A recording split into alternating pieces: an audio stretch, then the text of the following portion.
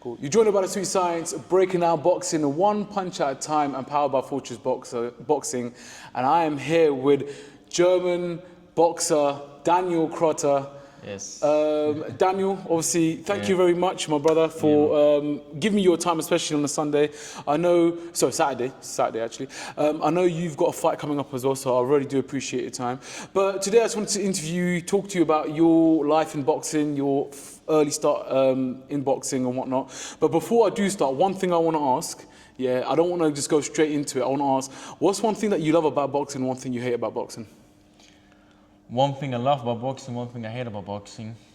I never had a question like that, but the one thing I love is the hard work you put in and you get the rewards. And the bad thing is, you have to sacrifice. You have to stay on diet. You don't drink and eat what you want. So that's the hardest part, I would say. And not to do things you would like to do. Absolutely, I mean, I'm sure the sacrifice will pay off one day.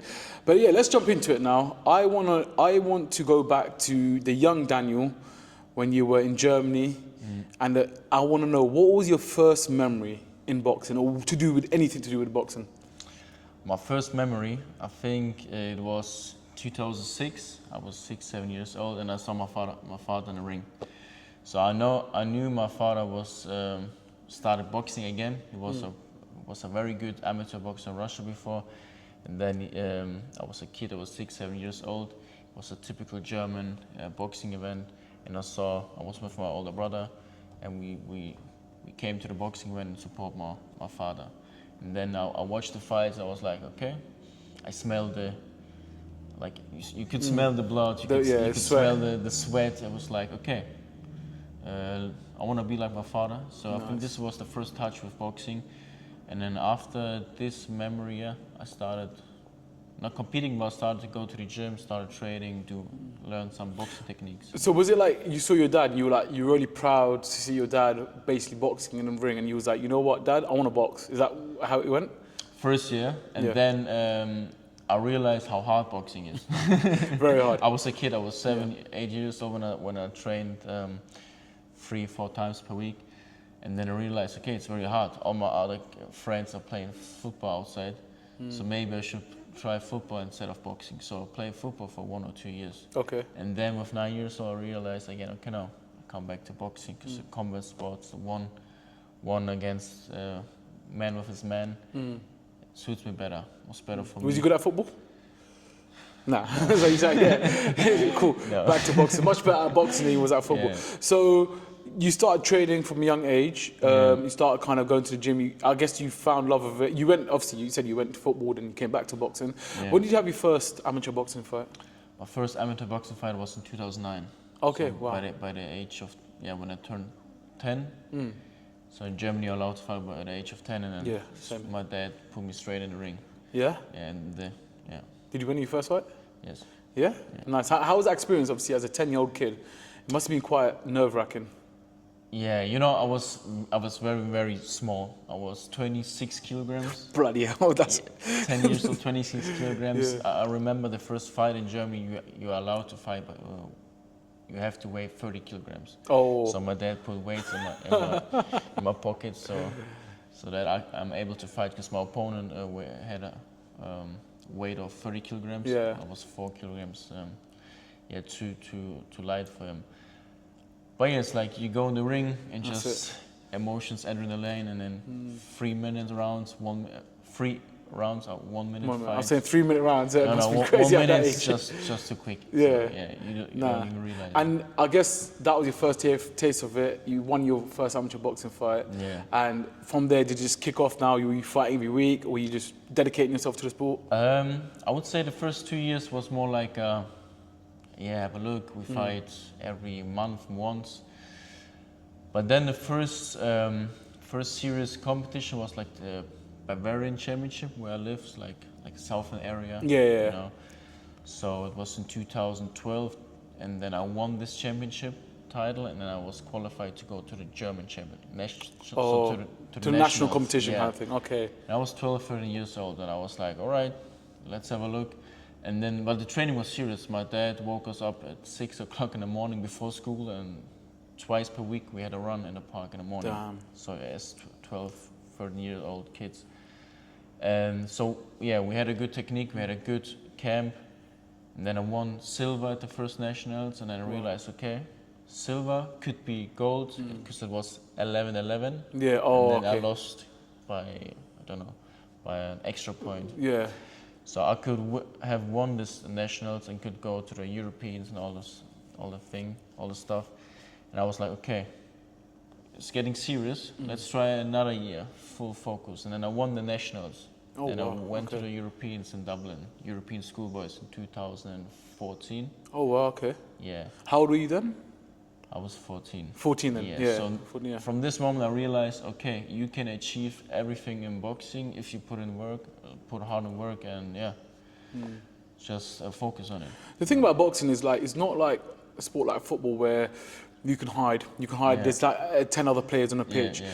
It's just you and the other person in the ring, and the referee, of course. But like, whatever you don't do in training, it will show in the ring. If you don't do your conditioning, if you don't push yourself. I came across something now. Obviously, I do a little bit of research about the boxer that I'm interviewing, and I heard that you come from a boxing family, first of all, yeah?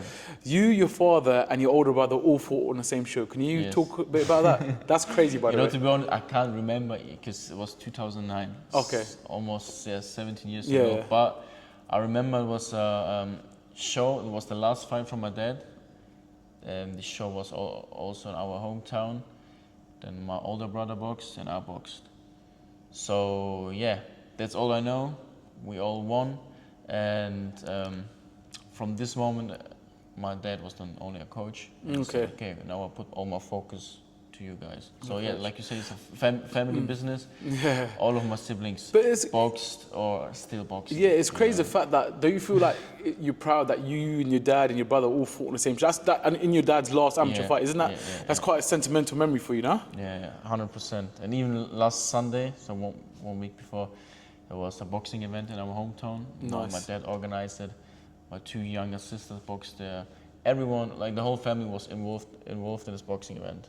You know, my mom did the organization. My wife worked as a photographer, and so my brother worked as organization. Yeah. So my dad was the coach. I was the coach. My younger sister boxed. You know, it was that's crazy. It's like family business. Like, yeah. So everyone in your family basically boxes. Obviously, your dad boxes. Yeah. And your dad was like, I'm gonna get my kids into boxing. Yes, even my young 11-year-old sister.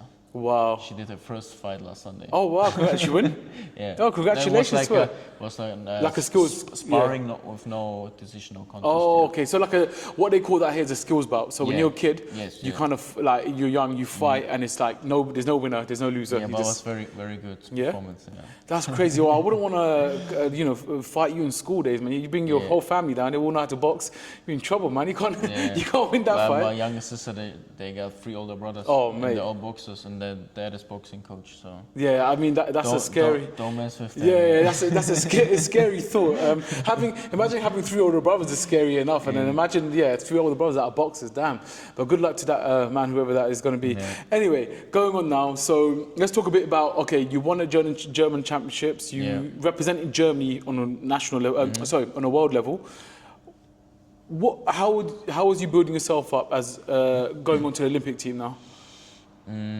Like the first Europeans was schoolboys in 2014, and from then, like every year you get the nationals. So when you win the nationals, you go to Europeans, you go to the Worlds. The year after, I went to the World Youth Championships in St. Petersburg, where I also boxed Jesse Rodriguez. Oh really? I boxed crazy! In the quarterfinals. Yeah. Damn. Yeah, the first fight I boxed against Cuba, I won, and I won against Belarus, and then I lost to Jesse Bam by split. And we boxed at 46 kilograms. He was already like grown. Yeah. But I was still, grown. So you used to. What age was that? Now. 16. 16. So 16, 17. Older, like that. So you used to box at 46 kilograms. Then. Damn. Yeah. And then from year to year, I grow. I boxed almost every weight. In the youth, I boxed 49, 42, 46. My first senior fight was 60 kilograms. Okay. The year after 63, then 67, 69, Olympic qualifier 71. Oh wow. Now back to 67. Is it? I want to ask now. Obviously, amateur-wise in Germany, what is the system like there? Is it like I know in Germany, amateur boxing or boxing in itself is not as big as it is here. Yeah. But is it like, you know, is it like there's a lot of amateur boxing gyms around different areas, and you kind of like you go to competition and you go to nationals and you go to the Olympics? Is it just is it as easy as that, or? It's like you got a lot of amateur teams, but not, I would not say gyms, not so many gyms like here. Oh, okay. But you got a lot of tournaments, so you nice. could probably get up to 20 to 30 fights per year if you if you active. That's a lot of. In my, I had 1 year, I had 26 fights Damn. in 1 year, so every 2 weeks fights. It's fine, you yeah. know. That's good activity as well. That's very good in Germany, but the system is different. It's like you got 5 main spots in Germany. Okay. For example, Berlin, then where I live, then train Schwerin, then you got one in Heidelberg, Hamburg, and these are like from the national team, the main like Olympic center. So when you're a national champion, you qualify for the Europeans. When you want to join the Olympic team, like Team GB, you have to go to this Olympic center. Oh, okay. So like Sheffield. And they kind of like assess you in a way. Yeah, okay. And they assess you, and then you have to train and live there because you're under control from the head coaches. Yeah. You So have a diary every day. Did you have to do that? I had to do it for the last 5-6 years before I turned pro. So yeah, like the national, like the normal boxing gyms, it's like where you start boxing, where you win the national titles, but then when you want to fight for Olympic team, you have to change to the Olympic Center. Oh wow! So I guess what age was it when you realized, damn, okay, I'm gonna be part of the Olympic team now, and you're staying with the Olympic team away from. You know, the funny thing is, I won against all the boxers from the Olympic Center, even when I trained with my dad, when I stayed at home. Oh, so before you was in the Olympic. You know, damn. So you could go to the Olympic Center by the age of 15 or 16 already. You know, and then they had like a focus on you for when you grow up in the senior. But I know my training with my dad was very good. We got the Soviet style. I won all these boxers that were in the Olympic team. But then Germany, you have to be in this Olympic Center to qualify for the national team, for the Olympic team. And then we decided, okay, Dad, now I have to switch to the Olympic Center. And then I moved over 600 kilometers to Schwerin. Okay. And trained there for the last 6 years. So I moved there by the age of 19. So was that like, I don't know, was you like working then? Was you in school, or do you have to like do school there? I started work by the age of 16. Okay. I worked for 3 years. What was you working as? It was like Oh, apprenticeship in the office. Like just office job. All that stuff. Okay. Like all this stuff. You know, not physical hard, but still 40 hours a week. So you had a full-time job and you were boxing now? Yeah. So it was a 9-to-5 job, and I trained twice per day. So I woke up at 5 o'clock in the morning, did my run, 8 hours of work, back home, food, 30 minutes rest, training every day. That's how I lived for 3-4 years. Then I did my further education in 1 year, and then when I changed to the national team, like when I switched to the Olympic Center, I started studying. Studying and did like both of the ways, like study and training, but then I just focused on boxing. Okay, so it's good. Do you think it's very important for boxers to have that backup plan of like 100%, make sure they have school, make sure, because obviously, like you're in a great position now, you're a professional boxer and whatnot, but it doesn't always work out like that, does it? 100%. My dad was always strict. He said no good grades, no boxing. Oh damn. You know, it's like, and even like after boxing, like you say, you never know. Today I'm healthy, thanks God. Yeah. But tomorrow something can happen, and you need a backup plan. Even if it's your own business, or like a university, something in your hands. So, because I have some friends, they only focus on boxing, and when they stop boxing, they had to do the long way. Yeah. Start to work again by the age of 25. You know. And you have the experience. But learn the new work, and they don't have ever great, you know. So your advice is definitely have a backup plan, have 100%. Something there. Obviously, focus on boxing, your dream, focus on that, but it's always good to fall back on something. Yeah. So I want to ask one question now. Obviously, you've seen boxing in Germany. You're now in England. What's the biggest difference, you think, from England to Germany, boxing-wise? media work, for example. So Yeah? everyone knows boxing in Yeah, UK. we love boxing, man. I watch television, I see boxing spots, I hear in the radio, you know. Yeah. In Germany, you don't hear boxing. No? No way. You can't speak to normal people about boxing, or you can't speak about Klitschko, because 50 years ago it was good in Germany. But right now, you can't speak about boxing in Germany. And now, here you speak to normal people about Tyson Fury, Conor Ben, you know, so they all know the boxer, they know, you know, what are the best punch, you know what I mean? Even like, what about, okay, that's one big thing, I guess, that like people, we love our boxing in the UK, we're behind our boxes, but what about the style of boxing? I mean, I don't know exactly what the German style is or how it is there. There's a typical German style, I would say. Like, there was a German style 30 years ago, was, you know, the pro style, Axel Schulz, for example, you know, they had the high guard and just try to... There was a boxer like that called have you heard of Firat Aslan? Heavyweight.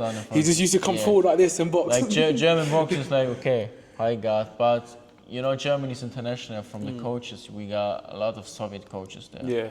We got very good Russian coaches, Ukrainian coaches, Kazakh coaches. And them Russians are good, man. They're good. And then we got some also like Cuban coaches there. So I would say it's a mix in Germany. You can't say that's a typical German style. And like UK, it's more about power, because the pro boxing is very, very famous here. And even the Team GB, like in the Olympic team, they're more about power. Oh, really? Because they train with the pros. Oh, okay. So the amateurs learn from the pros, and the pros learn from the amateurs. Okay. In England, but in Germany, it's very strict. The pros are not allowed to train with the amateurs. Oh, really? But it is two different sports when you look at it. Amateurs like, okay, let's go out there, go, point scoring, and pro boxing is you sit on your shorts. You know what I mean? And that's why you get a lot of good amateurs that are not good pros, but you sometimes get a lot of bad amateurs that are great pros. So it's just two different styles completely. Now let's move on to the part now you've turned pro. You turned pro in 2024. So recently, 2 years ago, basically.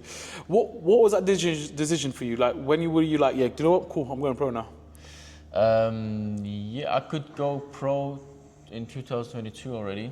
Because I had also like connections with England. I traveled here, did some sparring. Yep. I was connected with my manager as well. But I said, right, let's try it Olympic. So I put everything in 2024. I was at a qualified tournament in Bangkok. Unfortunately, didn't qualify for the Olympics. It's very hard to qualify for the Olympics.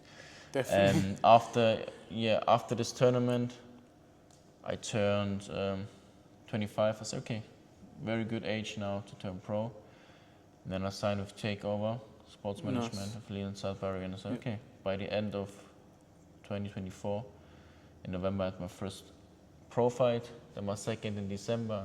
And, Was that in Germany or was that in... The first was in Germany, and then my last 4 fights were all in UK. Yeah, I was at your last fight... November, yes. Yeah. There was one in November. Have you fought... You 5 fights? 5 fights now, yeah. I think I was at your 4th fight. Yeah. Top tier show, yeah. That was good, yeah.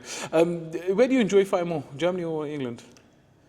We will see after the show, because it's the first time where I will fight in a good show in Germany with a big crowd. Oh. The first fight in Germany was like an undercover fight. Oh, okay. It's not undercover, but it was like, okay, we had a 5-day notice.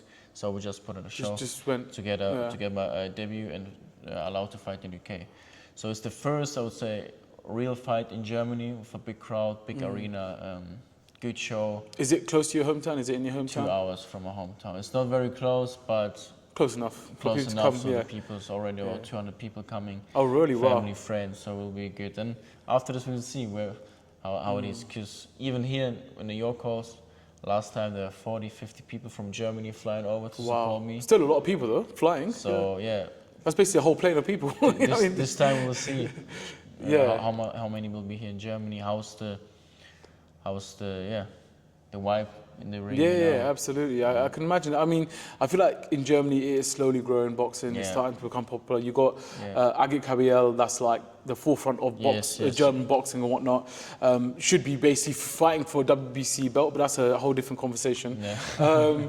But now, okay, so you've turned pro in 2024. Now you're based in England now. You're boxing at an amazing, iconic Peacock's gym with Martin Bowers. Yeah. How has that been for you? It's great. It's like a dream. As a kid, I always wanted to go abroad. Like I want to train with the world champion. Was either it's in America or England. I said, okay, when I turn pro, I have to go international because you have to learn from these people. If you want to become world champion, you have to train with world champions. Absolutely. So that's right. Right now, the life I prayed before is right now. So I'm very grateful, thankful for that. Training's very hard, and every day I'm here, grateful for the opportunity to train here and realizing I'm living my dream. Yeah. It's just a matter of time till it happens. Yeah, you know, absolutely. and Yeah. we believe, like, I put all my faith in God, and to the right time, everything will come. Absolutely, and you know what? That is something that I adore when people do live and follow their dreams, because life happens and people kind of like deteriorate from their dreams and don't bother. But the fact that you're still pushing, still digging, still trying to get to that, whatever aspirations you've got. But moving on to that, I was just going to ask you now, what is your aspirations in the program? I know you're going to say world champion, but I want to see how you're going to get there. What do you want to do, and what do you want to do more than boxing? I'm sure you want to influence a lot of people. You want to kind of be the flag bearer for your country and your cities. I want to show the world, or especially my country and the people that know me from a young age or the younger generation. So Daniel, look, it's a small town kid, nothing special. He was small, thin, you know, but he put all his hard work in boxing. So he had a faith in God, put a hard work, and so that people can say, okay, with hard work, discipline, you can achieve everything. Absolutely. You know what I mean? And just be an inspiration, even like as a human being, as a big brother, as a good friend, as a husband, and later as a father. You know, absolutely. Something I think you can inspire here the people around you. Because if you have looked, the world is changing. You know, it's changing, and we need more good. We need good people. Inspirational people. Absolutely. I always people. I always say be the change you want to see in the world, and 100%. I think you can't change everyone, but you can change yourself and how you do. But that's really big. Now, what accolades do you want to achieve in boxing? I mean, I'm guessing there's a world title in your vision. When do you want to achieve that world title? When? 5 years. 5 years? 5, Giving 6 yourself years, good time. I'm not worried about the time, but I know I will be world champion. Just a matter of time. So we have to be patient. Because like you say, it's another sport. Amateur sport and amateur boxing and pro boxing. It's like I'm learning boxing from the beginning. So I take my time. Even if people say, oh, he's still fighting journeymans, or he's still not competing against good fighters. Okay, I take my time. I know my prime will come at the age of 30, Absolutely. 31. I know my dad always said, his best time, his prime was by the age of 33. Yeah, a lot of And now you boxers look are at the boxers now, even people better be Usyk, they're 37, 38, 39. They're in their prime. Canelo, Crawford, they're earning the best money. Absolutely. So I would say the way to this level is the hardest. So the journey to achieve the position where they're at right now is the hardest part. And that's where I take my time. And we do this step by step, by step. So what you're saying is you don't want to put no pressure on yourself of giving yourself a time limit, but you just gonna take the journey as it comes, basically. Do you want to go the normal route? Do you want to get a British title, for example, or Southern area, or because you are based in England now, you're eligible. But I have a German license. So you have a German license? I'm not allowed to fight for the British Southern area. I think we go the European way, all through the Germany. Yeah. So. Okay, so I thought you had a British license. My bad. But so obviously, there's things in the way you want to achieve, like European, so on. But we never know what happens in the future. Maybe I will get a UK license and then. Go from there, This way, Absolutely. Now, obviously, for the people that haven't seen you box, I've seen you box. I think you're a fantastic boxer. But what's one thing that you see in yourself that you have that will give you that world level quality, if that makes sense? I would say I have a mix, like Uzbek, Russian style, like my dream of B-roll. It's like the Soviet style. I have a very good footwork. And That's good, important. Good you do reflexes. Yeah. So what I like in my style is when I get into the flow, I'm kind of focused. That's you it. know, in the yeah, rhythm and flow. You know, when I'm in this mode, That's it. I'm just you're in playing. the element. It's yeah. like it's my like Matrix as well. Yeah. So, So in this moment, I'm the most dangerous fighter. You know. So would you say you're more of a technical boxer Yeah. than anything? And that's important, Yeah, I think. yeah, Considering your dad's from, well, you're Russian, Yeah. you've got that Soviet style, what is incredible, I think. Yeah. And having that mixture of, you said there's lots of different coaches in Germany that have kind of giving you one thing. What's one thing you've learned in your career so far? Like one bit of advice. Do you know what? Let me word this question better. If you can go to the younger Daniel, Yeah. and not saying that you've made loads of mistakes or whatnot, if you can go to the young Daniel or any young kids out there, what's one advice you're going to give him or her, if there's a young girl? Fake it until you make it. Oh, okay. I mean, even body language is one of the most important things during a fight. You see, like when you watch world title fights or world championships in the amateurs, the fighter, they get caught and they're still acting as like part of the game, part of the plan. You know what I mean? And then some fighters, they get caught and they're panicking. Oh, yes. I had this before as well. When I get caught, okay, I'm panicking. My plan is not working out. So Composure. all right, fight now. Yeah. But it's part of the game to get hit. You know what I mean? So to stay calm, to stay to trust your plan, to stay disciplined on this plan, and just work on this plan. All the 3 rounds, 10 rounds, 12 rounds, depends what fight you're fighting. So that's what I had to learn at the pros. Okay, 1 round can not be the best, but stick in your plan, stick in your jab. You know what I mean? That's what I had to learn at the pros. But in short words, basically composure. Have that composure. Have that kind of like nonchalantness of not being too affected by something. That's great advice to me, because boxing, like everybody has a plan until they get punched in the face. That's it. right. That's right. Yeah. One thing I do want to touch on, and this is me personally as a person, I love it when I see a man that follows faith, whatever religion you follow faith, because it gives you a prescribed way of life. 100%. Can I ask, like, how important is faith for you in your sport and in your life in general? Oh, it's everything. I mean, in my private life, it means everything. You know, it's the fundament of my life. So even in moments where you are dark or where you're tired, where you have no energy, no power, it's like your source of energy. It's like your source of peace, your source of love. Even if the world hates you, you know, you got your source of love, and that's God. And you know, you attract what you give. And I agree. so even with my wife, with my family, God is very, very important in our life, and it's like a guide to have the best version of yourself. Of course, you can do whatever you want. It's your life. It's your free will, your free choice. But with God, I would say is everything more easier. Yeah, I guess it's good. Like, I mean, doesn't matter what religion you follow, but it's good to have that faith in God, because we worry about so many things in life. But if you leave it to God, you know what I mean? It's taken care of. Whatever's written kind of thing. And like you say, everything is written. We focus on too much what we're not in control. Yeah, you know what I absolutely. mean? Like we argue about things. We discuss too many things. It's not in our hands. We are scared or nervous about special things. But everything is written, and that's the thing. Like what helps me a lot of boxing.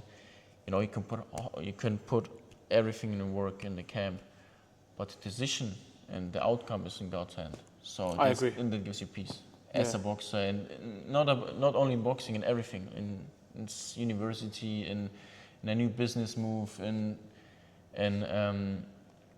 relationship with people. You know, you just put everything in God's hand, and that's it. Absolutely. Now, that's beautiful words, and I can really relate to that 100%. That's massive. Now, personally, my opinion on you as a boxer, I feel like you've got the outside and inside the ring, you've got great charisma and whatnot. And I'm going to say here, I'm not going to say you're going to be world champion, because I don't want to put that label on you like that. But I definitely do see you going far in the sport. And I'll tell you why. boxing's a very, very, very tough sport, and that 1% can change everything. Yeah. And the fact that you said to yourself that before this video we spoke about, you stay away from distractions. You've moved to England. You're quite devoted to God. Yeah. You're devoted to your family, and that's it. Yeah. God, training, Yeah. boxing, Yeah. family. That's like your life. I feel like with that, you've got the right fundamentals to put. You're in the right seat basically to get yourself far in the sport. Because what happens is you can be a fantastic boxer. You can be Usyk level, for example. 100%. But if you don't have the other element if you mess around, for example, if you're like a single man, you're messing around with a woman over there, or you're eating junk and you're doing this and you're doing everything, then it's just, you've got too many distractions. And 1%, that's it, you're done. And that's what, at that high level, that's what it is. It's just that one that's right. little percent that can make the difference, 100%. Now, I just want to wrap up this interview. We've talked about so much, and it's actually been a pleasure. It feels like I'm having a chat with my friend. I want you to say, give a message to people out there that are going to watch you, that are going to follow you, even your German fans. Even if you want to say it in German, it's fine, just so long as you're not swearing at me. No, I'm joking. But have you got anything to say to your people that support you, your sponsors or anything? Yep, German, yeah. You can say it in German, say it to the camera there. Okay, so I'm very thankful for everyone who supports me on my journey. I know it's a very hard journey here over in the UK, and I'm very grateful for the opportunity that I have here to be here, train here. Und riesen Dankeschön an alle, die an mich glauben, wirklich an alle, die diesen Weg mit mir gehen, die mich verfolgen, die das mir auch ermöglichen, an meine Sponsoren, an mein Team, an meine Familie, Eltern, an meine Frau, die das Ganze mitmachen. Es ist nicht einfach. So, ihr gebt mir die Energie, ich mache das für euch, ich mache das für mich. Deswegen schaffen wir den Weg zusammen, ich freue mich drauf. Perfect. Daniel, thank you so much for your time. Thank you very much. I really appreciate that.